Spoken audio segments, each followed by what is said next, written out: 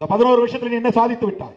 இந்த 4.5 ஆண்டு கால திமுக அரசை விமர்சிக்கிற மோடி அவர்களை பார்த்து நான் கேட்கிறேன், இந்த 11 ஆண்டு கால ஆட்சியில் நீங்கள் என்ன சாதித்து கிழித்திருக்கிறீர்கள்? சொல்லுங்க.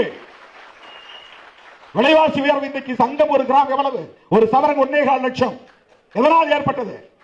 உலக சந்தையில் இந்திய ரூபாயின் மதிப்பு இவ்வளவு தூரம் வீழ்ந்ததற்கு யார் பொறுப்பு? திமுக அரசு பொறுப்பா? திராவிட முன்னேற்ற கழகத்தின் தலைவர் ஸ்டாலின் பொறுப்பா? இந்திய ரூபாயின் மதிப்பு உலக சந்தையிலே வீழ்ந்ததற்கு யார் பொறுப்பு? 11-12 ஆண்டுகள் ஆட்சி புரிந்திருக்கிறீர்கள். என்ன மேம்பாட்டை உங்களால் காட்ட முடியும்? அதானிக்கும் அம்பானிக்கும் இந்தியாவை விற்றுக் கொண்டிருக்கிறீர்கள். எல்லாவற்றையும் முதலாளித்துவமயமாக்கிக் கொண்டிருக்கிறீர்கள்.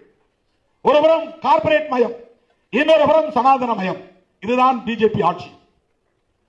முஸ்லிம் வெறுப்பு, சிறுபான்மை மக்களுக்கு எதிரான அச்சுறுத்தல், பாபர் மசூதி இடிப்பு, திருப்பரங்குன்றத்திலே மதவாத அரசியல்.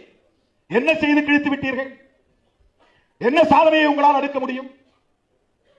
4.5 ஆண்டு கால திமுக அரசை விமர்சிப்பது எந்த அடிப்படையில் என்பதை உங்களால் சொல்ல முடியுமா? வெறும் தேர்தல் நோக்கம்தான், அரசியல் ஆதாயம் தான். அதற்கு எடப்பாடி துணை போகிறார். தமிழ்நாட்டு மக்கள் எடப்பாடியை ஒருபோதும் மன்னிக்க மாட்டார்கள் என்பதை நான் இந்த இடத்திலே பதிவு செய்ய கடமைப்பட்டிருக்கிறேன். தமிழ்நாட்டிலே தேசிய ஜனநாயக கூட்டணியின் ஆட்சி மலரும் என்று சொல்லுகிறீர்கள். அதற்கு பொருள் என்ன? பாரதிய ஜனதாவின் ஆட்சி மலரும் என்றுதானே பொருள். நாளைக்கு அதிமுக கூட்டணி ஆட்சிக்கு வந்தால் அது பாஜக ஆட்சிக்கு வந்ததாகத்தான் பொருள். பாஜக ஆட்சிக்கு வந்தது என்றால் RSS ஆட்சிக்கு வந்ததாகத்தான் பொருள்.